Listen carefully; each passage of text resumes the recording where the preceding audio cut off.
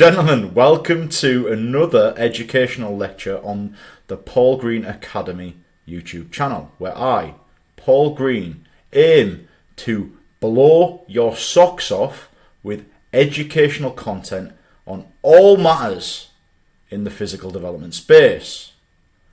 In today's episode of Your Socks Are Going to Be Blown Clean Off, my promise to you is that you will understand the underlying principles to follow when selecting exercises in your workouts. I'm going to give you 5 of my recommendations and the reasons why. And I'm going to give you an example workout and send you on your merry way. Does that sound alright to you? For those of you that are new to the channel, welcome to the Paul Green Academy YouTube channel. My name is Paul Green and I'm a former British paratrooper and Special Forces Support Group operator. Over my time in the past decade, I have trained thousands of elite men, some old and crusty, some extremely athletic, high-level sportsmen. I've got a very unique perspective on all of these matters. Hopefully you appreciate them. And yeah, you will get them on my videos. But at the moment, I run the longevity program, which is a laser focused strength and conditioning service exclusive to men over the age of 40 that probably have better Wi-Fi than I do. But anyway, don't you worry about that. You were supposed to see loads of videos of people doing really awesome movements that I taught them, but that failed miserably, and that's a shame. However, I'm not very good at editing, so that will remain in the video. If that made you laugh, leave a like. Underlying principles. Why the hell is that important? Paul Green, Mr. Expert, Mr. YouTube man, give me the exercises.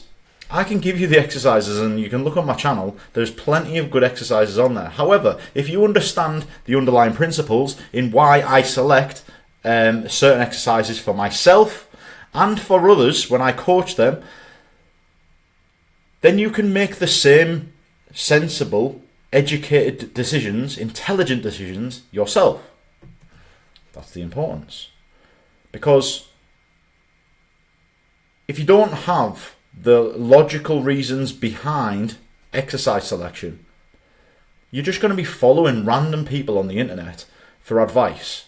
That's fine, but it's just a bull in a china shop approach. You're intelligent. You're better than that. Just have some sense, right? So there's principles aligned with the selection of exercises. Does that sound like it makes sense? Cool. So, this is the boring one, but it's probably the most important. Principle number 1, safety. Any person of any strength or mobility level should be able to conduct the exercise. And what this comes down to in a coaching terminology is the exercise basically can be made easier or made more challenging. So that ticks the box of that type of exercise. Another safety point. Failing the movement doesn't have huge risk. And the next one, loadability of the movement, adding weight, adding resistance, trying harder doesn't add huge risk. So there's a safety principle which is at the forefront of every decent coach's minds when they are selecting exercises for you, lunatics. Principle number 2. The exercise needs to allow full range of motion. And range of motion is your muscles and joints working at full length and then shortening. So you're getting full lengthening and full shortening of the muscles, and the joints are fully extending and fully flexing in these movements.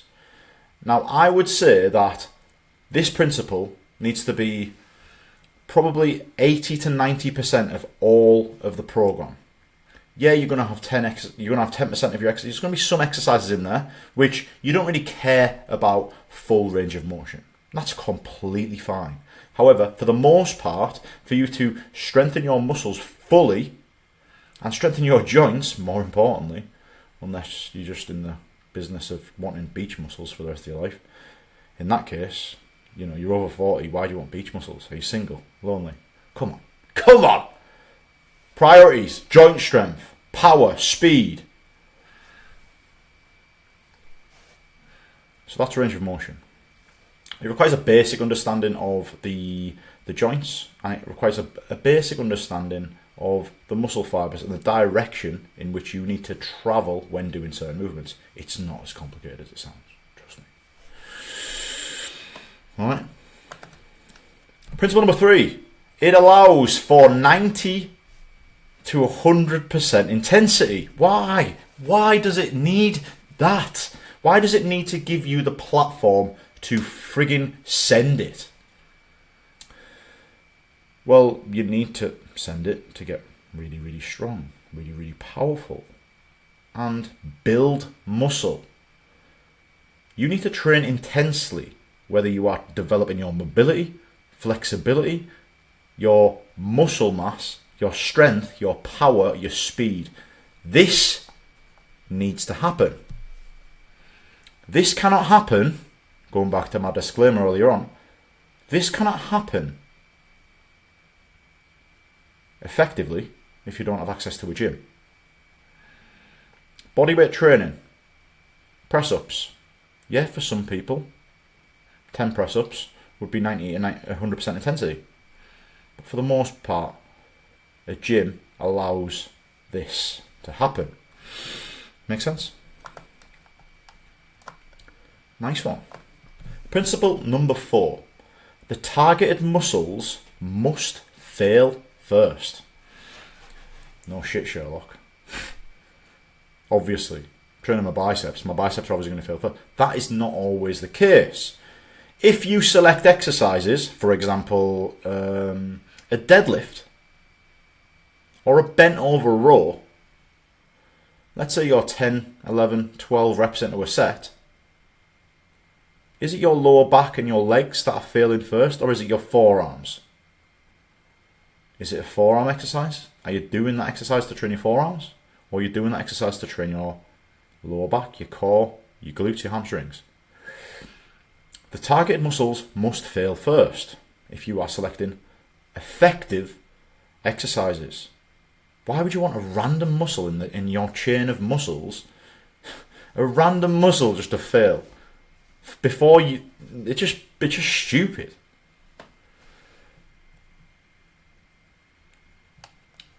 Like I touched on earlier on, yeah, this requires a little bit of trial and error.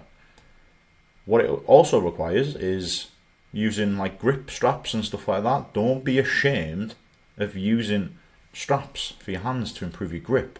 If your grip is going on a certain exercise, a really good exercise, a really effective exercise, if your grip is getting fried when you're training your back muscles, then you're never going to get an effective back workout in. And that's a shame. Trial and error or a little bit of research.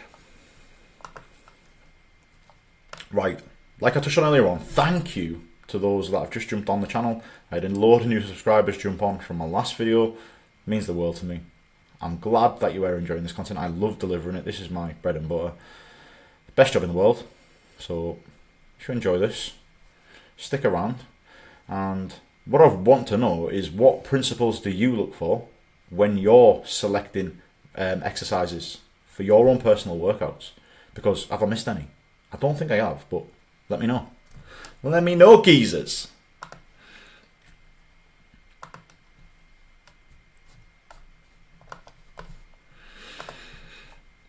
Right then, exercises. See if you can guess the next exercise. Just play a little game with me. See if you can guess the next exercise. Because I love watching videos like this. I'm like, when somebody posts like top 5 exercises, I'm like, I wonder if my exercises, which I program for my athletes on the longevity program, are on the list. These probably aren't. Anyway, The Smith machine back squat. All the principles are in play. It's safe, it's loadable, it allows full range of motion, and the target muscles fail first. What if you are old and crusty? How do you get all the way down?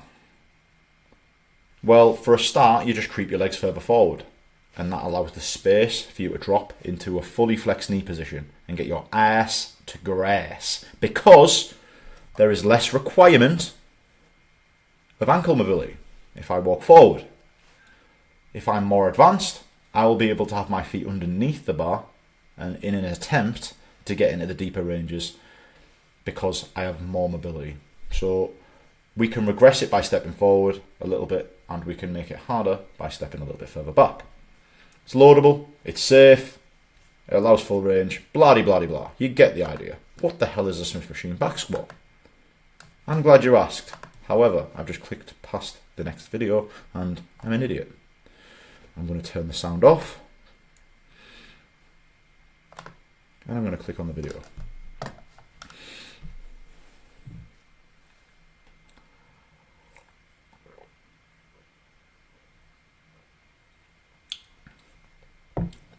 Full range of motion. Doesn't matter about my flexibility level because of the way my foot position is further forward. Control, 3 seconds on the way down, 1 second pause at the bottom, and then 1 second on the way up. Bang! Make sense? Get off. Advertising other people on my YouTube channel. I'm eating beans on toast at the end of the month. Skint. And I've got people making money off my YouTube channel. Scum! Exercise number 2. Leg extensions. Machines get a bad rep in the gym, and they are phenomenal. If they were not phenomenal, then gyms wouldn't buy them. If they didn't work the muscles and joints at the close to perfect range of motion and all the correct paths of resistance, gyms wouldn't buy them. So use machines. Granted, there's a lot of average machines out there, but there's some unbelievable ones, right? And a leg extension is an unbelievable machine. If you can find a leg extension machine that has your back a little bit further back, honestly, you're gonna target muscles that surround the knee. And if you want strong knees, this has to be in your arsenal. Again, all of the principles are in place. My forearms are not going to fail when I'm doing a leg extension. It allows for close to full range of motion. We'll see it here. Yeah, there's about, there's about 20% of joint movement which cannot be achieved in this. But I'm getting full extension of the knee, so that's tick. And I'm coming back to over 90 degrees.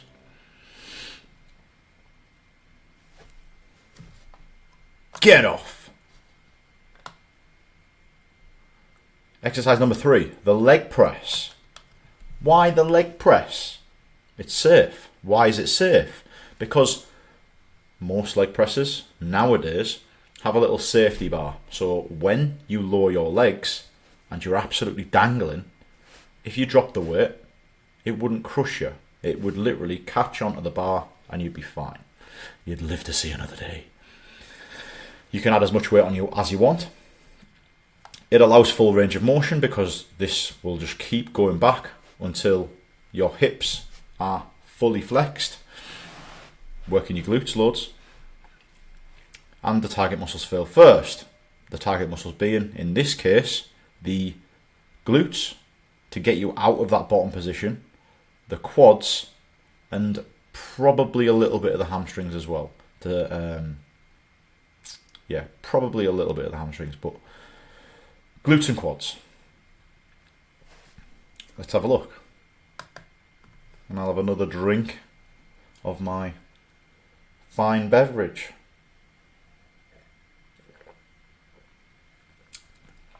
If you're more flexible, you sometimes may have the luxury of making a little adjustment on the machine, and that will allow for the safety bar to go down a click. Increasing the range of motion.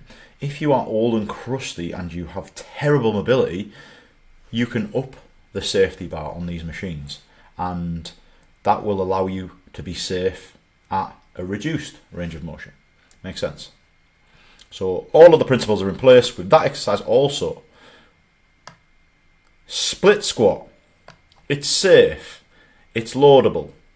It allows full range of motion at the knee joint, at the ankle joint, and at the hip joint as well. Three joints of maximum range of motion in this. And what's particularly good about the split squat is if you've got reduced mobility, like me in this movement, I'm terrible at this movement, you can increase the height of the front leg. As you begin to develop more and more flexibility in the rear leg hip flexor and them 3 joints that I've just said, by doing this movement, you can lower the front leg. And then even better than that, when both legs are level, to get even more range of motion, and when you become ridiculously advanced, you can start to raise the rear leg. Unreal. So let's have another look. Like I said there, it's you go forward on this in a smooth forward and down movement. You're looking for hamstring to calf. You can bring your foot off the. You can bring your heel off the step as well. And we're working the muscles that surround the knee.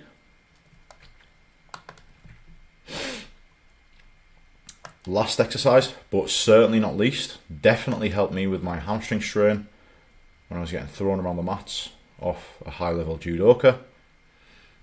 The leg curl machine.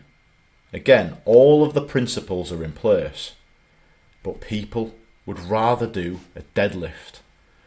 If you ask most people in the gym what is the best exercise for their hamstrings, they will tell you. Most people go, deadlift. Nah, deadlift is shit. It's a shit movement. It's high risk, low reward. The deadlift barely works the knee joint in this range of motion. So you're barely getting in a shortening of the hamstring. Yeah, you work your hamstring a little bit at the lengthened position. It's a jack of all trades movement. It's not really good at anything. It's just okay at a lot of things. Get traditional barbell deadlifts out of your program. Pathetic exercise. Anyway, let's have a look. You've seen this before. Get it in your program. It's friggin' simple. It's so effective. 1 second pause, 3 seconds on the way down. Prioritize the eccentric contraction. The eccentric contraction is where we get most strength gains and most muscle size gains in the movement. This should be the muscle contraction in which we prioritize. But not many people do because people have egos. Gentlemen, here is your lower body workout. Before I get into this, I'm going to talk about the terminology which I use in my programming for my clients. I use 2 main types of set, a top set and a back off set. A top set is when you are completely fresh, you go as heavy as you can for 6 to 10 repetitions, maintaining an intensity after the set's finished. So after the set's finished, you want to be getting to 90 to 95% intensity. You want to be literally trying your hardest to move the needle. You do not get stronger. You do not gain more muscle. You do not improve your power or your speed with more sets of 70% intensity. 70% intensity is not far off a warm-up set. It doesn't do anything for you. So straight away, a reality check on your intensity. The intensity needs to be there. And what I see a lot of is an initial hesitance for men over the age of 40 to push themselves in the gym because they have a fear, emotions, they have a fear to get strong because in their mind, they're old.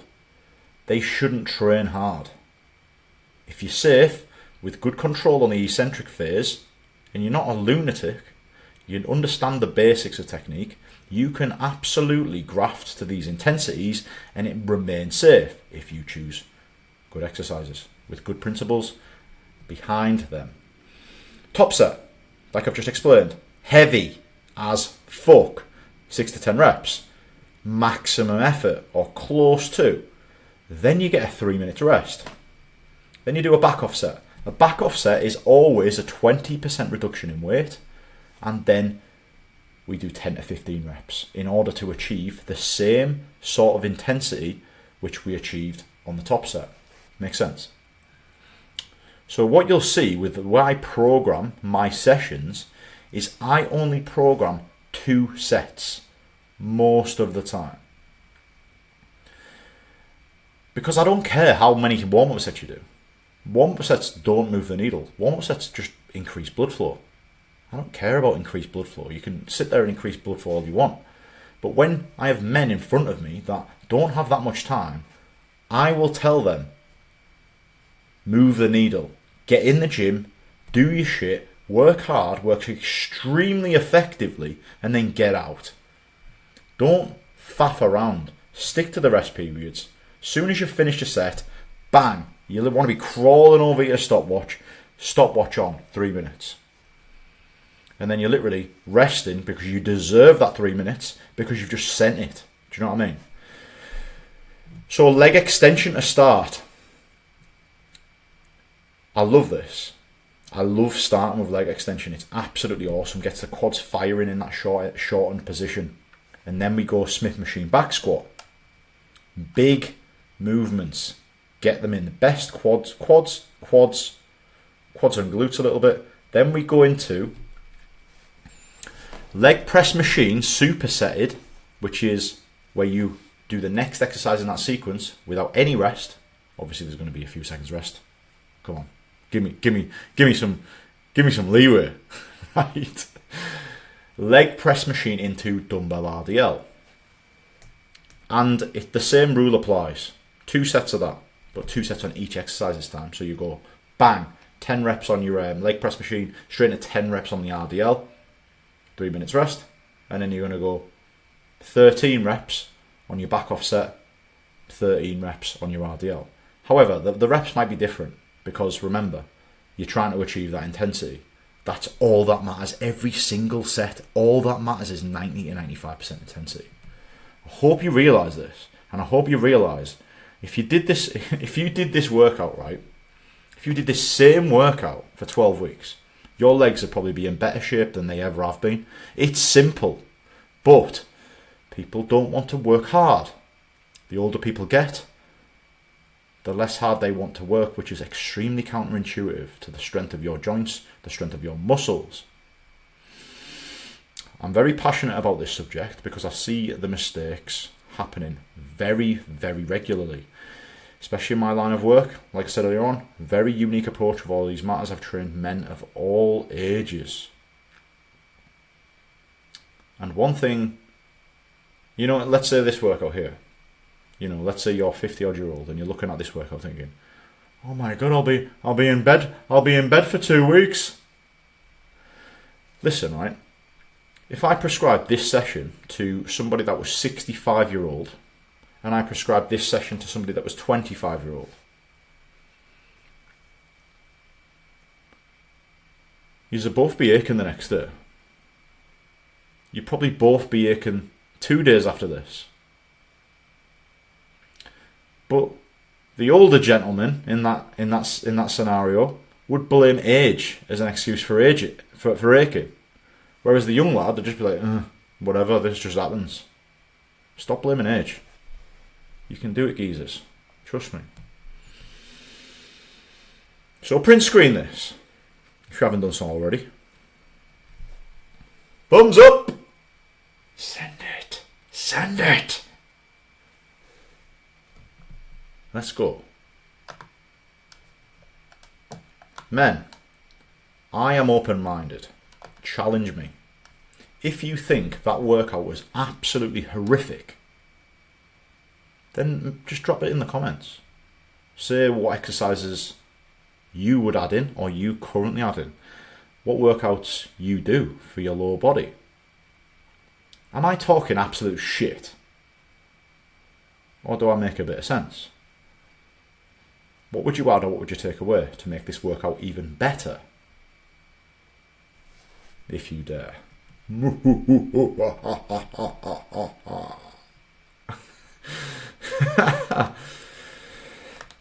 Men, my promise at the start of the video was to give you some underlying principles which will massively affect, in a positive way, your exercise selection in all of your workouts, not just lower body, upper body as well. You'll get 5 of the best lower body exercises with them principles at the forefront of the selection of them exercises. And you'll get an example workout. If you think I've delivered on them promises, then subscribe to the channel, because there is a lot more of this on the way. And like I said earlier on, I want to fucking blow your socks off with benefit of all matters in the physical development space. Gentlemen, if you made it to this far in the video, nice one. Good to have you here. Hopefully you've enjoyed it. See yous in the next one.